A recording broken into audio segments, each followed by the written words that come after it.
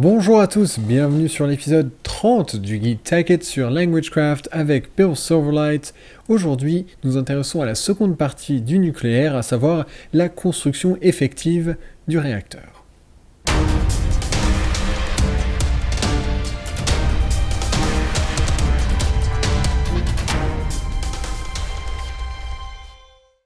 Alors, la dernière fois qu'on s'est vu, on a crafté tout ça. Tout ça ensemble, ou du moins je vous ai montré comment le faire. Là, du coup, j'en ai rajouté pour faire exactement le modèle que je veux faire. Et bon, j'avais vidé tout mon inventaire, comme vous voyez. Il s'est de nouveau rempli. Et on va commencer par quelques crafts que je vous avais pas montré la semaine dernière. Parce que j'y avais pas forcément pensé. Que du coup, là, je me suis un peu plus penché sur la question. Enfin, encore plus. Et on va commencer par quelque chose qui s'appelle Industrial Information Panel. Très très pratique. Ça permet d'afficher des informations, notamment sur un réacteur nucléaire. Donc la recette est celle-ci. Et voilà. Alors chez moi il est un petit peu buggé. Je sais pas si c'est parce que mon pack de texture n'est pas à jour ou si c'est ce pack de texture qui fait ça. Mais comme vous voyez... Oups, désolé, Windows m'embête. On voit ce qu'il y a derrière. C'est un peu fâcheux, mais c'est pas dramatique dans le sens où ça marche quand même. Et limite on mettra... Est-ce que j'ai de la laine noire? Bon, j'irai chercher de la laine noire à mettre derrière pour que ce soit un peu plus clair. Toujours est-il que voilà, c'est pas dramatique. Dans le pack de texture de base, si c'est ce que vous utilisez, il n'y a aucun souci. Bon. Par ailleurs, donc, moi je me suis fait un de ces trucs-là en plus. Parce qu'en fait, on va en avoir besoin de deux du coup. Parce que cet écran-là, il utilise ça. Et autre chose qu'on va créer ensemble pour un mécanisme redstone, c'est quelque chose qui s'appelle Jacketed Wire. Alors, pour ça, c'est les covers ou les panels? Cover. Alors, vous vous souvenez de ce mécanisme-là? S'il veut pas... Ah, c'est un triple cover, d'accord. Ok, donc lui, je sais pas comment m'en débarrasser. Tant pis. Tac. Slab. Panel. Covers. Très bien. Et ce que vous allez faire, donc on va changer, on va prendre la table de craft en entier. Vous les mettez tout autour. Alors ça marche avec n'importe quoi qui a... qui peut faire ça. Donc là, attendez, si je vais dans les blocs sur le côté, voilà. Tous ces blocs-là qui peuvent être reliés, sauf le vert. Le vert ne marche pas, mais tous les autres, vous pouvez les faire. Avec, je sais pas, ils doivent être quelque part là-dedans. Ah voilà, bah voilà, c'est ça qu'on fait. Nous, c'est celui-là. C'est, voilà. Des jacketed wire rouges. Donc vu que c'est rouge, on met un red wire ingot à l'intérieur. Mais sinon, vous avez aperçu ça, hollow wooden plank cover, qui est là. Donc du coup, je vais vous montrer à quoi ça va servir. C'est que ça, si vous le mettez là, bon bah ça change rien. Si vous le mettez là, ça l'agrandit.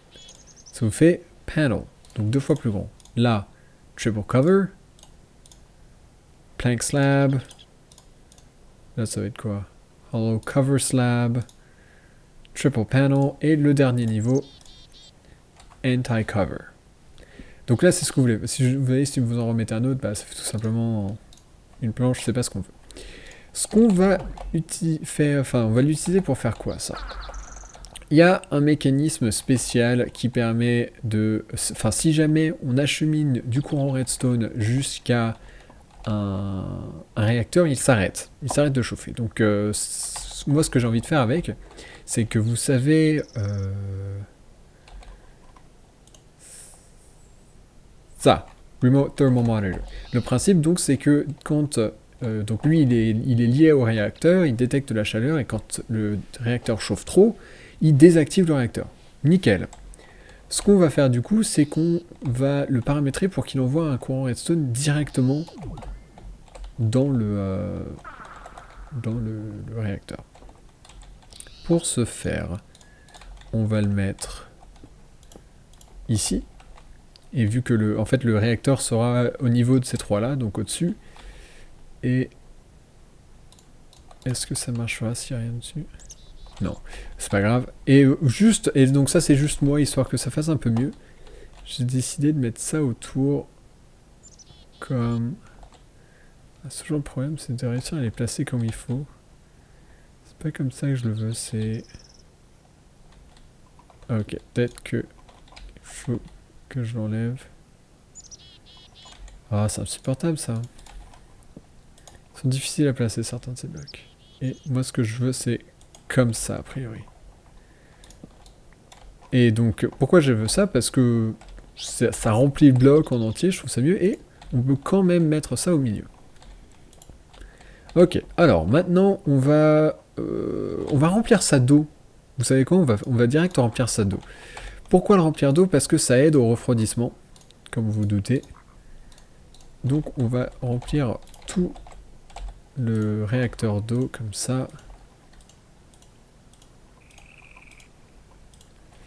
Donc là voilà, juste histoire d'avoir un petit, des petites bases. On remplit l'étage du tout. Et maintenant on va remplir l'intégralité. Histoire de...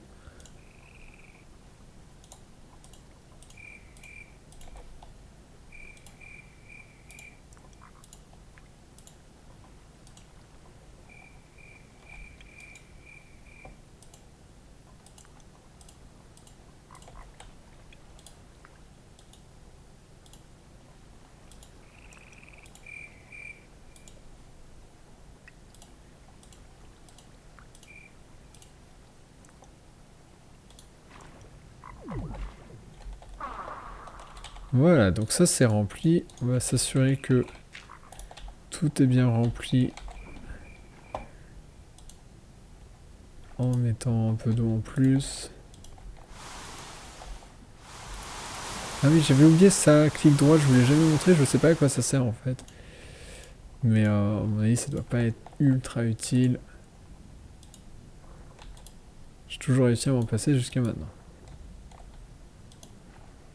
Bon, on va supposer que là, tous les courants sont bons. De toute façon, il suffit que ce soit de l'eau, hein, pas forcément une source d'eau, c'est juste que je suis un maniaque. Bien, alors, je vous propose de poser ce fameux réacteur. Réacteur qui est dans un de mes sacs. On va aussi mettre tout ça parce qu'on n'en aura plus besoin. Réacteur et ses chambres. Alors, vous êtes obligé de placer le réacteur en premier. Donc on va mettre de la dirt. On va placer notre réacteur pile au centre de la chambre remplie d'eau. C'est bien ça? Ouais.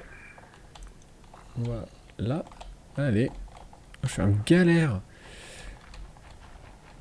Et ensuite autour, donc alors, voilà, si je clique là-dedans, vous voyez que c'est tout petit. Voilà, il est tout petit. Et à mesure, donc faire shift-click, à mesure que... Ah non, même pas besoin. Que j'en rajoute, vous voyez que là ça a ajouté un de chaque côté. Là j'en rajoute un bas. Ça a rajouté quoi? Ça en a rajouté encore un... Ouais, ça en a rajouté un autre. Donc à chaque fois ça ajoute une colonne. Je fais ça et un dernier en haut. Et voilà la taille de notre réacteur nucléaire. Donc là vous voyez à quoi ça servait ça. Et on va mettre un truc de redstone, enfin un red wire là en plus. Et ça marche pas, c'est nickel, super. Peut-être qu'il faut que je sais pas, je vais descendre un peu pour... L'eau n'aide pas. Hein. Juste là, du coup, il y a mon tunnel, super. Parce que ce qu'il faut que je mette exactement, c'est... Ah, c'est pas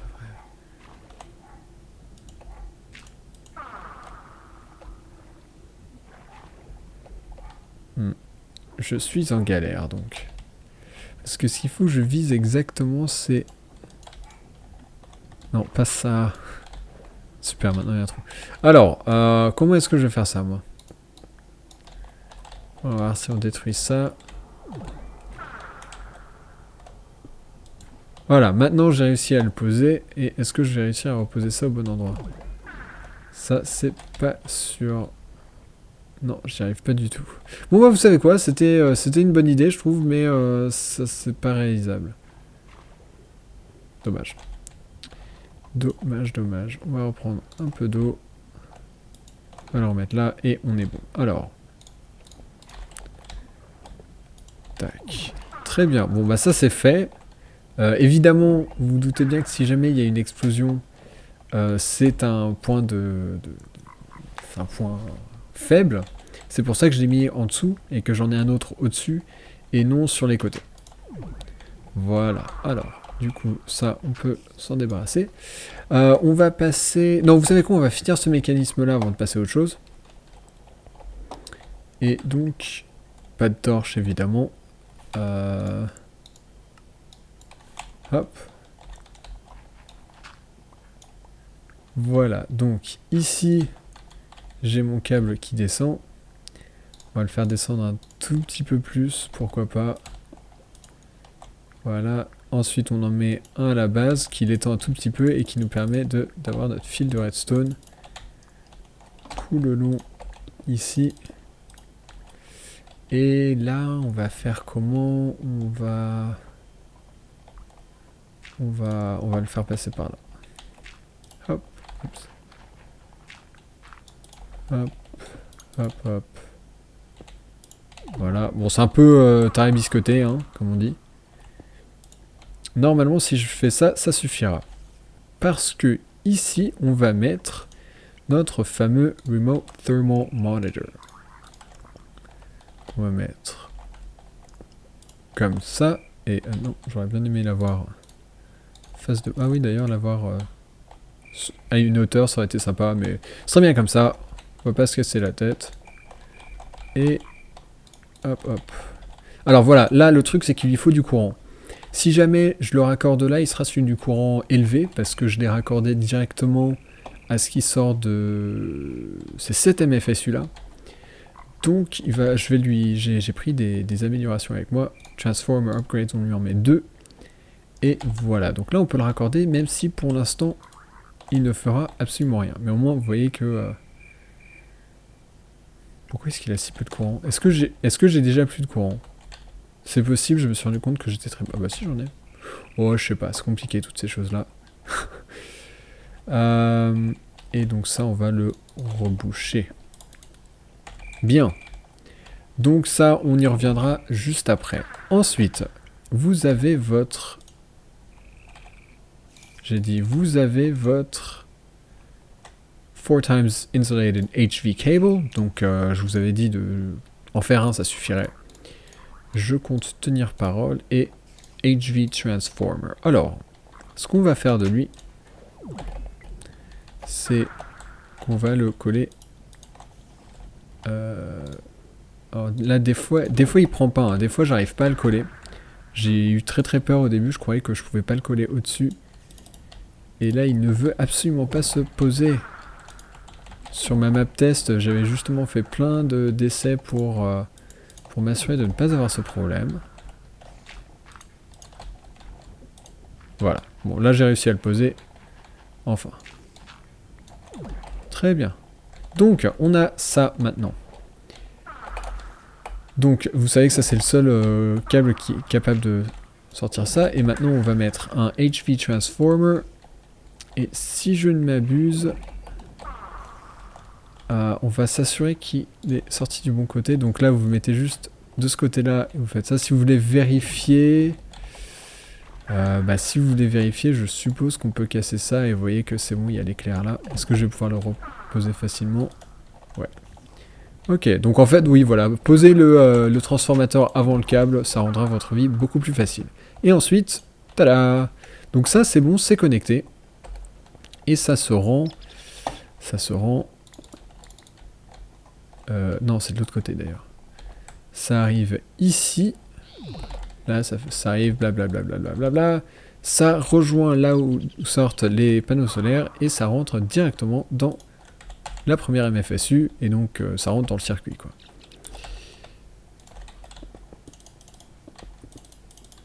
Ok, donc maintenant on a notre réacteur, mais vous vous doutez bien qu'il ne marche pas pour l'instant. Ce qu'on va faire pour qu'il marche, c'est déjà on va commencer par prendre nos cartes d'identification. Donc je vous rappelle, il nous en faut 2. Pour ça, vous prenez votre Remote Sensor Kit, faites clic droit, et vous voyez qu'il a disparu, et à la place j'ai une carte avec un réacteur qui est à ces coordonnées-là très exactement. Et on en prend 2 parce qu'il nous en faut 2. On va en mettre une ici. Tada. Donc lui maintenant, c'est ce réacteur-là qu'il surveille. Est-ce que j'ai mon thermomètre quelque part?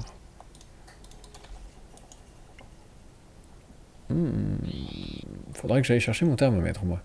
Et ici, on va mettre le Industrial Information Panel. Pour l'instant, on va le poser là, en symétrie. C'est pas idéal, mais bon. Et vous voyez, vous posez ça. Et lui, il lui faut un... Ah oui, c'est vrai, il lui faut un courant redstone. Vous savez quoi? On va pas avoir besoin de ce... Ah si, on va avoir besoin d'y retourner. Allez. Bonne vieille torche de redstone. De façon temporaire, ce sera très bien. Donc ça, on l'allume. Et voilà. Donc, il est allumé. Oui, donc pour l'instant, le réacteur est allumé. Vu qu'il n'y a pas de courant qui rentre dedans. Et là, ça donne des informations. Donc je suis désolé que ce soit aussi peu clair à cause du bug. Donc pour l'instant, il ne... Donc là, vous voyez, output, il ne produit absolument rien. Il peut supporter jusqu'à 16 000, et à partir de 13 600, enfin, c'est-à-dire qu'à 16 000, il explose, et à 13 600, il commence à fondre. C'est clairement pas quelque chose que vous voulez. Alors moi, il y a quelque chose qui m'intéresse, c'est que ce câble-là, je pense que j'aimerais le récupérer, peut-être par exemple à quoi, à ce niveau-là, peut-être, ou même juste là, en fait. Et pour pouvoir contrôler si j'ai besoin le réacteur. Comment est-ce que je peux faire ça? Alors, attendez, sans tout casser. On va... Bah si je mets mon levier là, ou même là, ouais, avoir le levier juste au-dessus, ce serait nickel. Donc...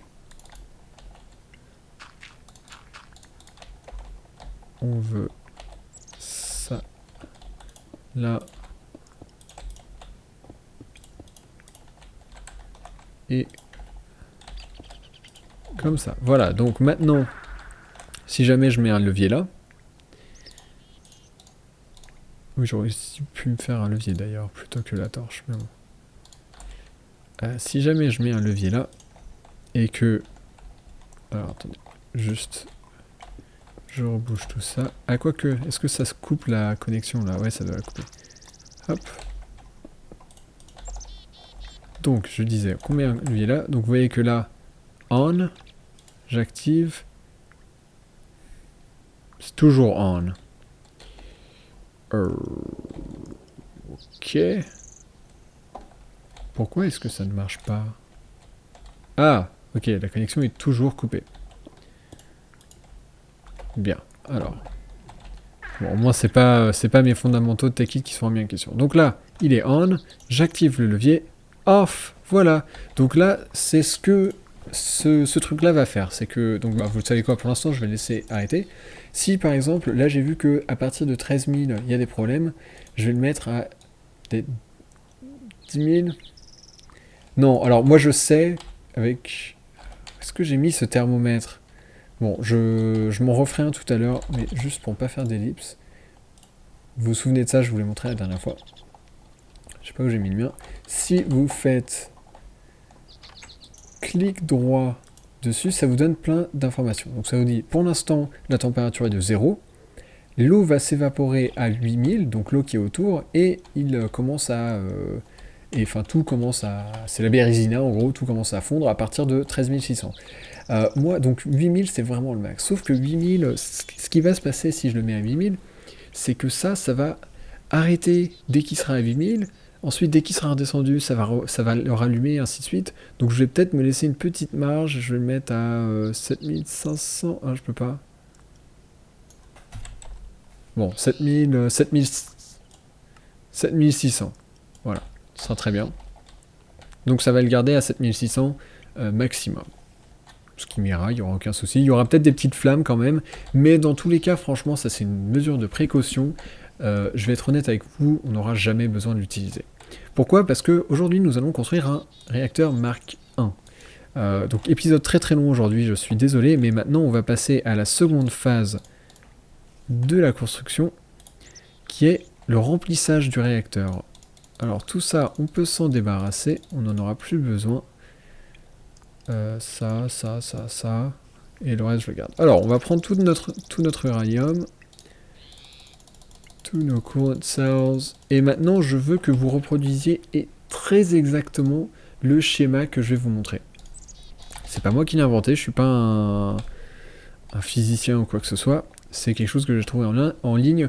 Je vais vous mettre dans la description un outil qui vous permet de calculer la viabilité d'un design de réacteur. Et donc là, je suis en train de vous en montrer un qui est, à mon sens... Alors, il produit pas énormément, hein, mais il est absolument sans risque. Surtout avec les multiples précautions que je vous ai montrées. Vous allez voir qu'il est très bizarre comment dire, la répartition est assez bizarre, mais du moment que ça marche, on s'en fiche. Tac. Alors, 1, 2, j'en suis où? Ensuite, j'en mets un là et un là. Ensuite, on va aller récupérer les autres. Donc, ah oui, pardon. Donc, il va vous falloir 27 coolant cells et 13 uranium. Ensuite, que je finisse de les mettre comme ça. Tac, tac. Et ah bah d'accord, là c'est juste en alternance comme ça. Ensuite, l'uranium, on va le mettre... Donc là, pour l'instant, assurez-vous bien, moi, il est éteint parce que j'ai le courant de redstone. Si jamais c'est pas le cas, il va commencer à produire et il n'est pas encore tout à fait sécurisé là.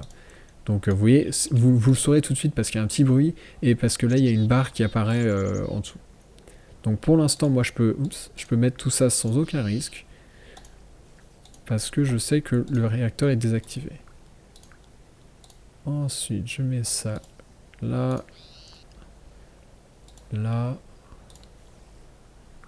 comme ça,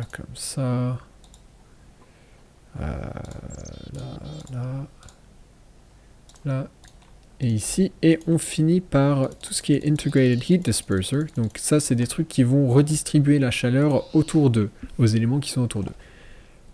Donc en gros, vous les mettez partout, sauf celui-là, vous le mettez là. Donc encore une fois, c'est pas mon design, hein, je ne fais que copier bêtement. Voilà. Voilà, donc ça c'est un réacteur qui, en théorie, est optimal. Optimal parce que c'est surtout... Donc ça marque 1, donc marque 1, il n'y a aucun risque, parce que l'uranium s'épuise avant tout le reste. Par ailleurs, en 29 secondes, il est complètement refroidi. Ce qui veut dire qu'il n'y a pratiquement aucune chaleur qui est générée. Il va produire 130 EU par tick.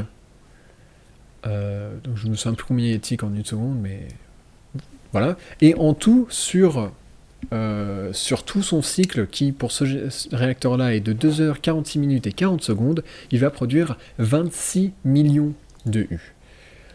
Voilà, donc ça c'est fait. Et vous voyez, bah, voilà, là il le dit, 2h46 minutes et 40 secondes. Alors moi ce que je vous propose, c'est qu'on allume ça. Là tout est prêt, tout est relié a priori. Donc, on désactive ça. Je vais reprendre mon terme... Non, est-ce que là ça me met la température? Ouais, voilà. Donc là il est à 5 de température. Très lentement, là il produit 130. Et on va aller regarder nos... alors normalement il va d'abord dans celui-là, mais ça doit passer aux autres. Ah non, visiblement ça reste. Bon bah voilà ce qu'il crée. Voilà ce qu'il produit. Alors sachant qu'il y a lui qui produit aussi, d'ailleurs, pour se rendre compte. Ouais. Faut que je reprenne... voilà, Client Storage, je vais quand même reprendre... Non, j'en vais reprendre du tout. Hop. Donc pour voir, ça c'est ce qu'il produit lui tout seul quand même. C'est pas mal, hein. Est-ce que lui on voit une différence? Bah lui du coup il descend plus. Sachant que, donc là c'est en train de monter. Le courant est en train d'augmenter au final. Si on fait la somme de tous mes FSU. Et à terme d'indication, j'ai quand même un Mass Fabricator qui tourne ici. Ah vous voyez, lui, tiens d'ailleurs j'ai pas mis d'étiquette. Lui il est en train de tourner. Et j'ai toutes les machines ici qui sont avancées elles consomment pas grand chose, mais elles consomment quand même 1 EU par tick. Donc là, 1, 2, 3, 4, 5, 6, 7, 8, 9. J'ai 10. J'ai 10 sur les 130 qui sont utilisés absolument direct. Sans compter le mass fabricator. Donc voilà, c'est franchement besoin de rien avec une puissance pareille. Lui, 7600, à mon avis, on va jamais les atteindre parce que là, voilà, il est à 31 de température. Donc ce que je vous montrerai par la suite, c'est un réacteur qui est beaucoup plus puissant. Il produit largement plus.